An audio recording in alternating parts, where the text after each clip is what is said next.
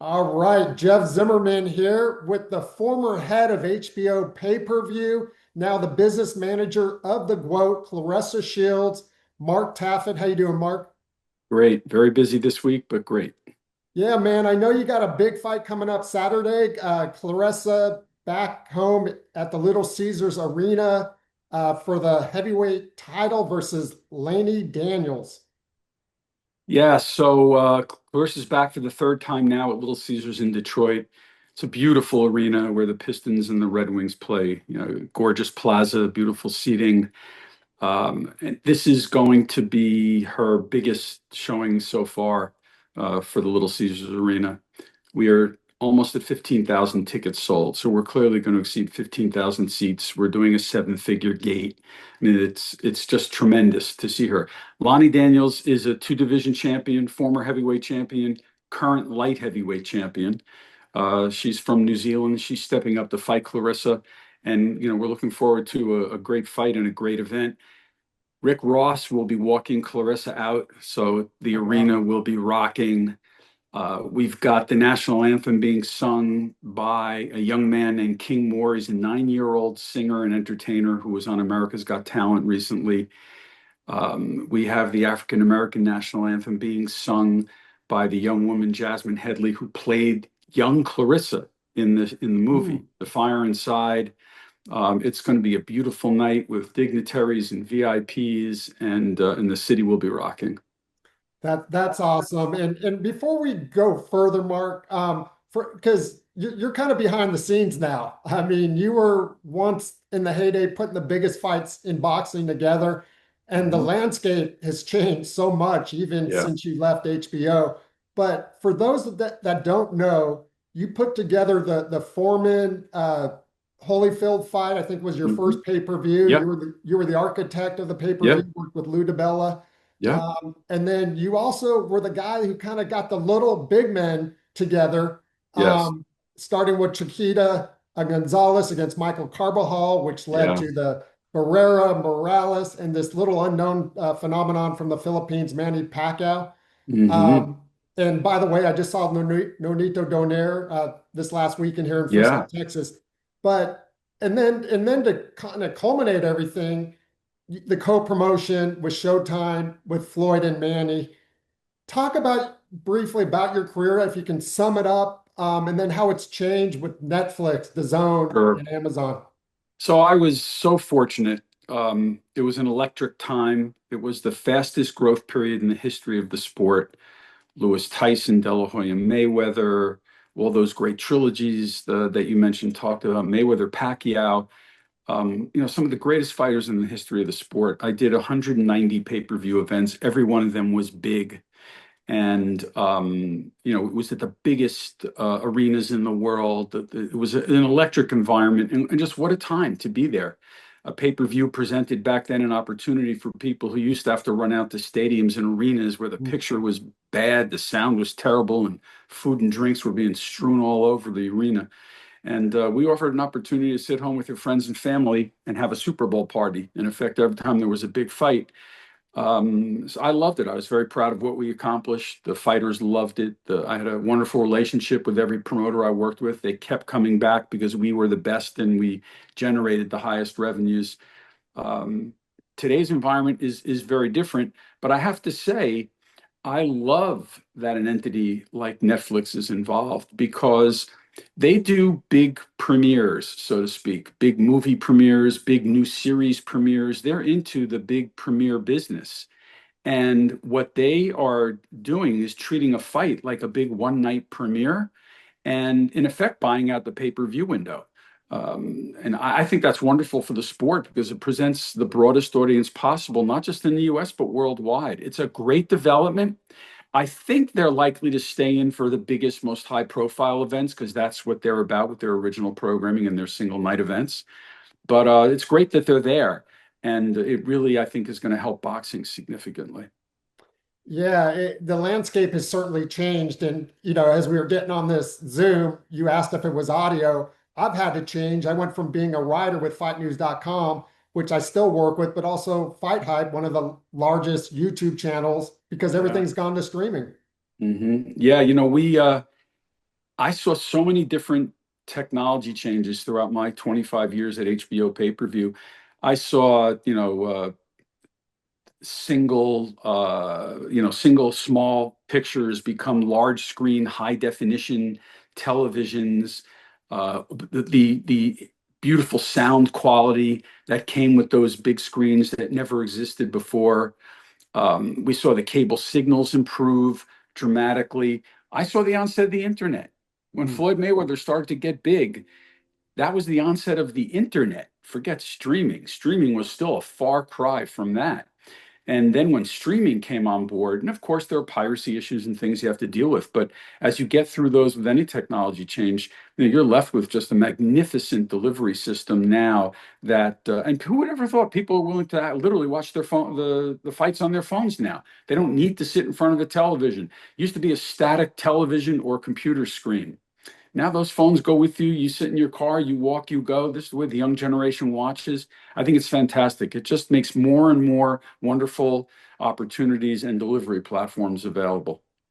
Yeah, I was at covering the Bam Rodriguez fight here in Frisco, and half the media was watching the Pacquiao or the undercard, Yeah. on their laptop or phone, as you mentioned. Mhm. Do you have one favorite fight, Mark? I know that's like Mm. all your babies and trying to pick a favorite kid. Wow.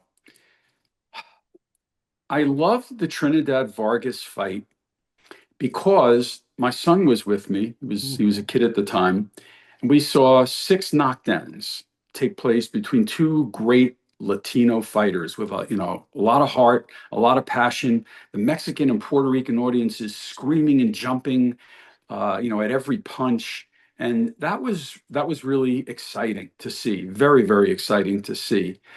I loved, even though Hopkins Trinidad, the final of the middleweight series, wasn't a great fight or it wasn't highly competitive. Bernard was great that night. I loved that fight because it was the first big event back in New York City after 9/11. Mhm. We had to postpone that fight for 2 weeks. And we were so proud because of what we accomplished with the magnitude of the event, but also to bring that back and have people enjoy it right after 9/11 when you had no idea what the next day in the world was going to be like. That was a very emotional experience. So, those two ranked right at the top of my list. Yeah, and B Hop shocked the world that night too, Mhm. Yeah. unexpectedly. Well, not to him unexpectedly. I Right, mean, right. he did a lot of unexpected like that. He beat a lot of great fighters. He was something. And he lost to some great fighters too. But that's what made him one of the greats. He got in the ring with everybody, never backed down, just like he never backed down in his personal life. And I loved working with him, and I loved watching him fight. Yeah, yeah. I mean, just a legend of the game. Yeah. And speaking of legends, one of them, as I mentioned earlier, came back this last weekend. Manny Pacquiao. Mm. Obviously, you worked his fights. Thoughts on his ring return? And a lot of people thought he won the fight. Yeah, so all credit to Manny. I mean, he's got it still physically. He was in shape. He still has, the motivation to do that, which is not easy. He's doing it at the highest level. I give him all the credit in the world. He put on a great showing. I think it was very important. And, when we did Holyfield Foreman and George was 40, Hmm. everybody said, "Oh my God, 40 years old fighting. How is that possible? Nobody could possibly do that." Well, today not only do people live longer, but they live healthier and they live better and wiser. And Manny's a great example of that. And I think it's motivating and just shows that you have to sort of redefine your expectations about athletes and what they are when they take care of themselves enough. And it puts, a lot of burden on the commissions and those in charge with validating the health of fighters, but you got to keep your eyes and ears open. I mean, there are plenty of people in their 40s and 50s, frankly, who are very healthy now compared to generations ago. And I was thrilled to see it. I thought Manny really, he turned the page back, but he also turned it forward into the present with that performance. Yeah, what a phenomenon, And I've been reading and watching all the stuff after, and there'll never be another Manny Pacquiao, that's for Uh, sure. I mean, the guy went up eight, I think eight weight classes, maybe more. I saw him start at like 108 or 112 pounds. And then I saw him go up to 154. And then I'll never forget when he fought Oscar De La Hoya. We announced the fight, and the world said, "Oh, this is horrible. This is going to be so one-sided. And I said, oh, how could you say that? How could you say that? And the world was right, except it was one-sided the other way. Right. Manny Pacquiao, boy, did he put on a show against Oscar De La Hoya. Oscar obviously had struggled with weight loss at that point, but still an amazing accomplishment by Manny, and maybe his greatest performance when you consider the person on the other side of the ring that night. Yeah, and you talk about longevity and staying in shape. No one defined that. You mentioned B-Hop, but also another guy by the name of Floyd Money Mayweather, Mm, who never drank, never, would run yeah. at 3, 4 in the morning. Been doing a lot of exhibitions the last handful of years, but now there's talk about Floyd Manny too. Is that something you'd be interested in? You know what's interesting? Um, when Floyd Manning happened the first time, people said, oh, it happened too late. I think right now that people saw Manny in the shape he's in and how serious he's thinking about the sport. Floyd is always in incredible shape, and many people who see Floyd in the gym have said to me he could fight right now against anybody in the world.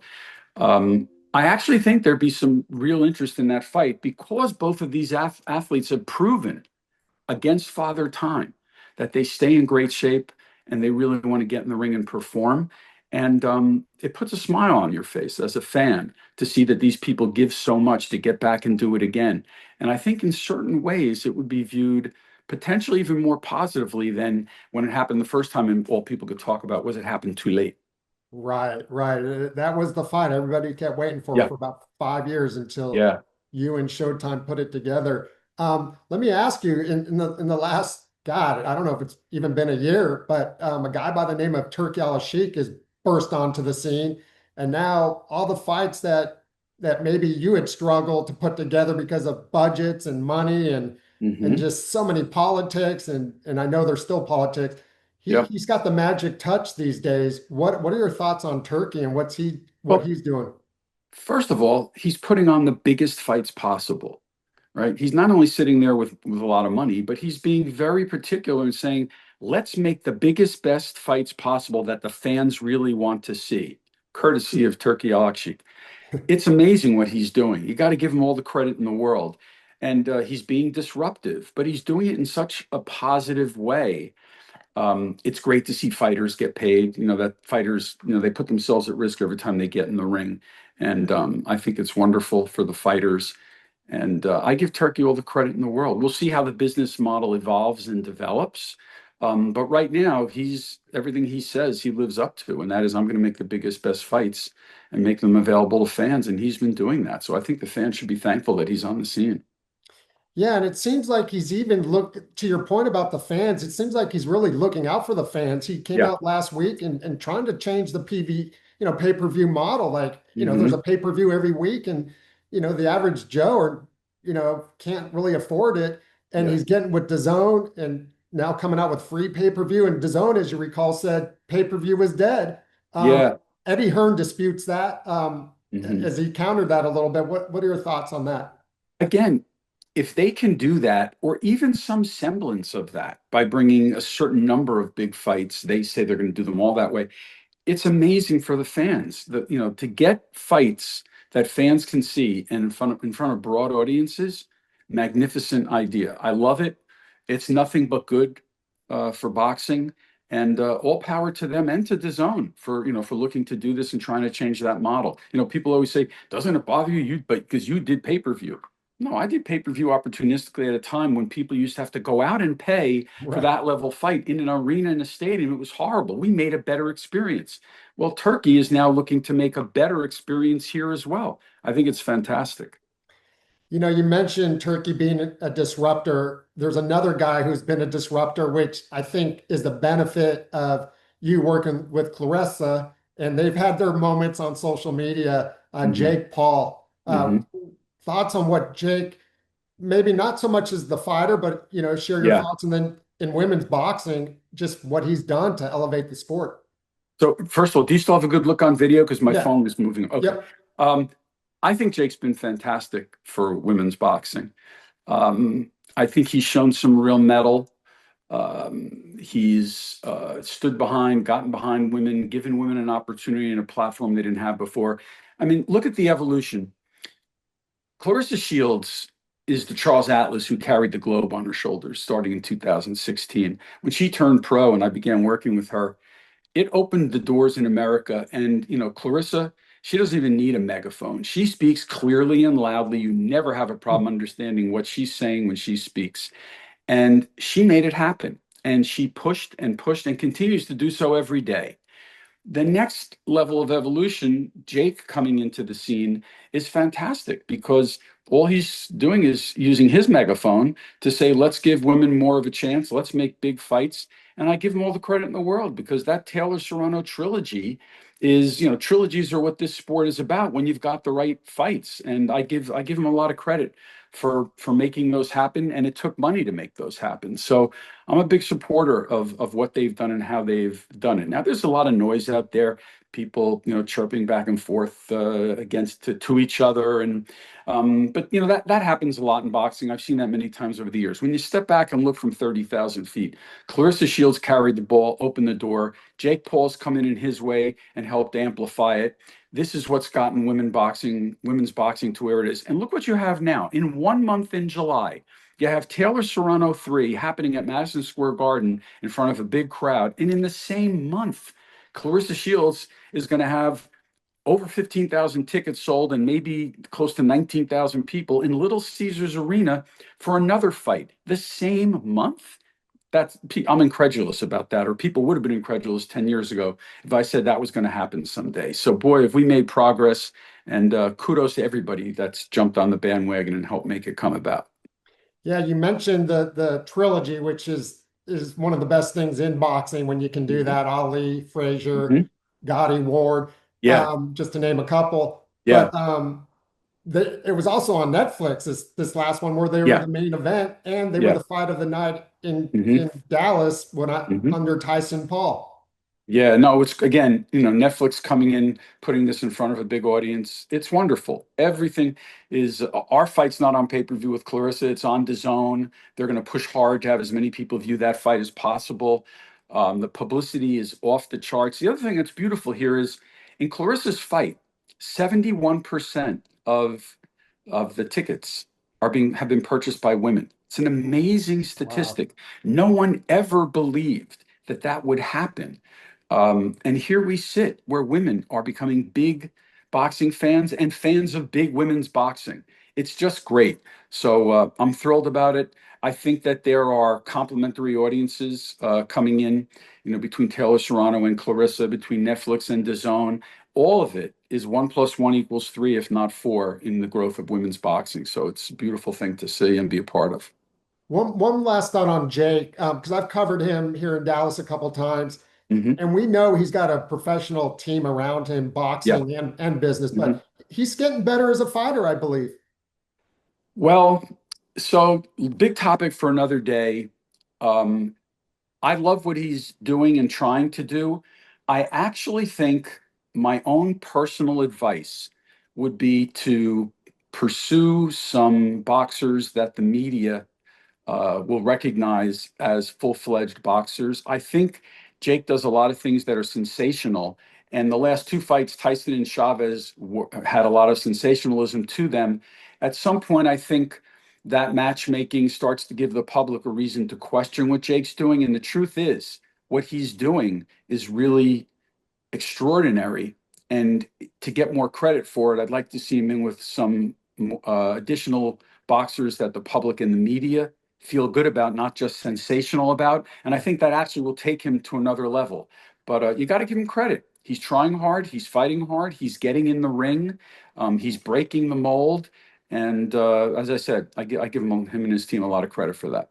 Giving a lot of fighters opportunities on his cards as well, Yeah, especially the yeah, women. absolutely. Um, but let's get into, I love all this, Mark, and I'm so glad to catch up with you. It's been a while. But the hot topic of the day is Hmm. there's always been some beef, it seems, or the last several years between Laila Ali and Claressa. And then you guys came out with a video, I don't know if it was yesterday or the day before, Hmm. the $15 million check. Hmm. Layla recently said, probably when she was commentating to Fight Height, hey, Hmm. 15 to 20 million, call me and we can talk. And you guys are putting your money where your mouth is, got the backers and everything. Just Just talk about that a little bit. Well, I'm not going to talk too much about it because sometimes when you talk about things that haven't happened yet, you actually can slow down the negotiations and the event process. And in the end, what this is about is trying to bring that fight to the market and to the fans. Um, I have a tremendous amount of respect for Laila Ali. Great fighter in the ring. Did incredible things.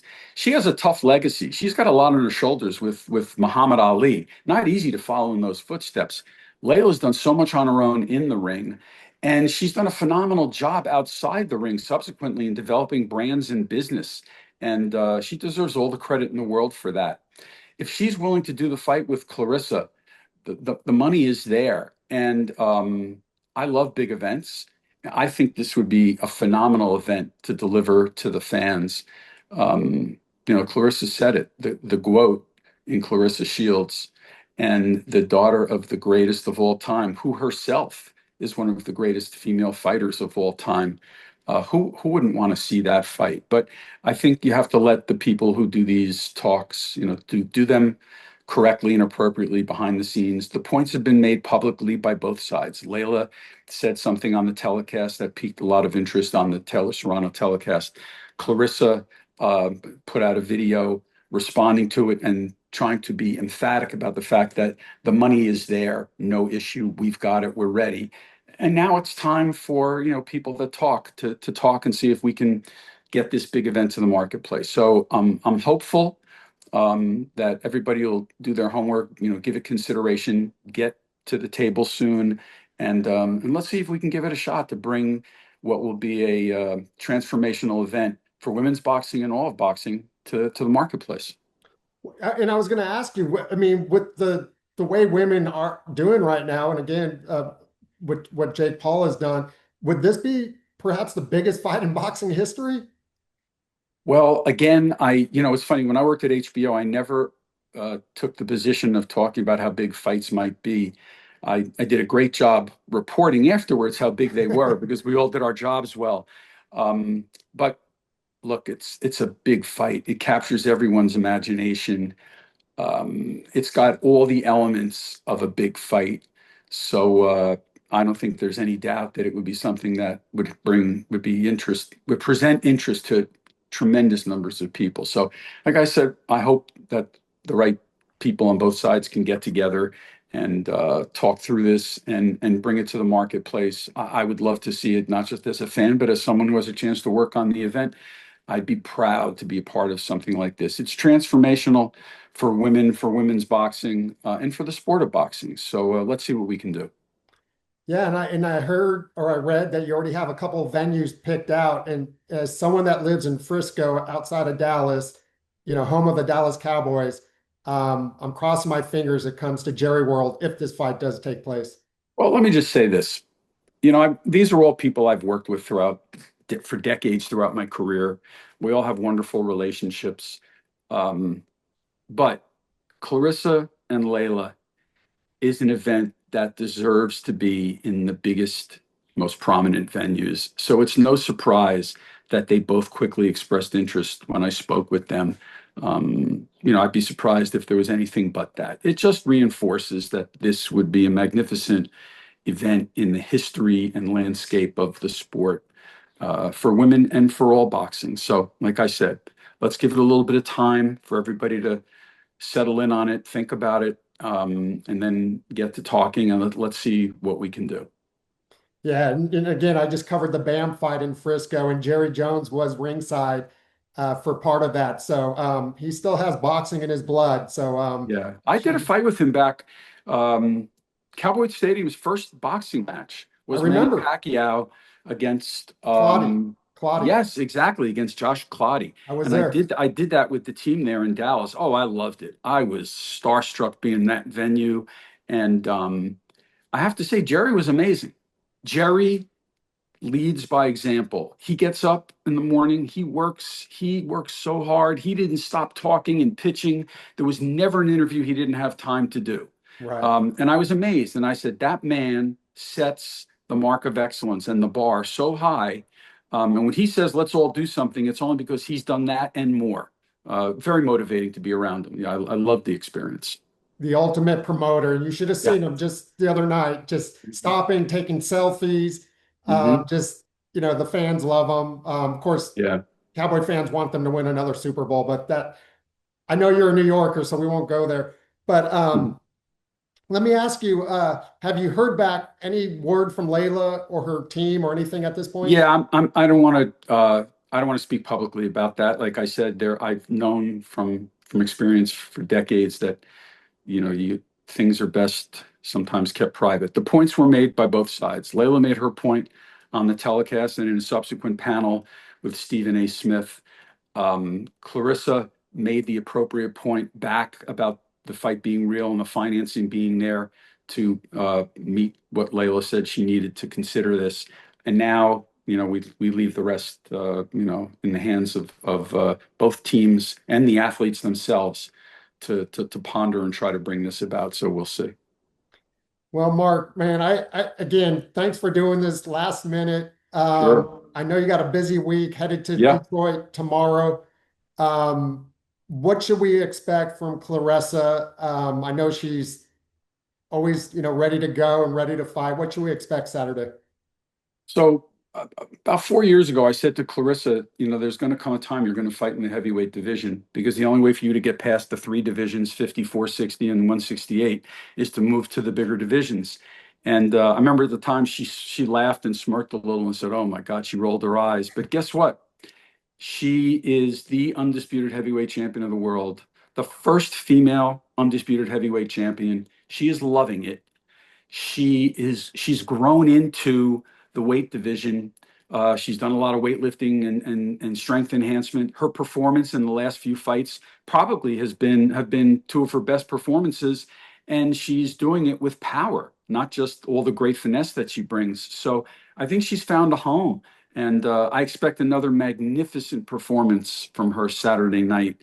That's what you do when you're Claressa Shields. You continue to show better, reach out for bigger and better, and do better, and that's what she does. So she's not going to let anybody down. It's going to be another history-making, magnificent performance Saturday night. Is she done with MMA, Mark? Or Uh, so I never like to say done, but surely right now she's 100% focused on boxing. You got to give her incredible amount of credit for training hard and doing those three MMA fights. yeah. But there was still unfinished business in boxing. There's history to make, and she's 30 years old now, and she wants to make sure she makes every bit of history she can in the sport of boxing to leave that legacy forever. So she's right to focus on this and on these big fights and on these next stages of development for women's boxing because she said she's going to change the world and open it up for women, and she's doing it. So I never say never, but right now her focus is exclusively on boxing to do everything she said she wanted to do when she turned pro. Mark, best of luck Saturday with Thank you. Claressa. And we'll have to do this again. My pleasure. Always, Jeff. Yeah, I know we've been talking about it. And Hmm. if and when the fight with Layla gets announced, we'll get you back on and talk more about it when you can really, share a little bit more. But this was awesome, everything I hoped it would be, and great to see you. Great. Thanks, Jeff. Take care. You too. Bye bye.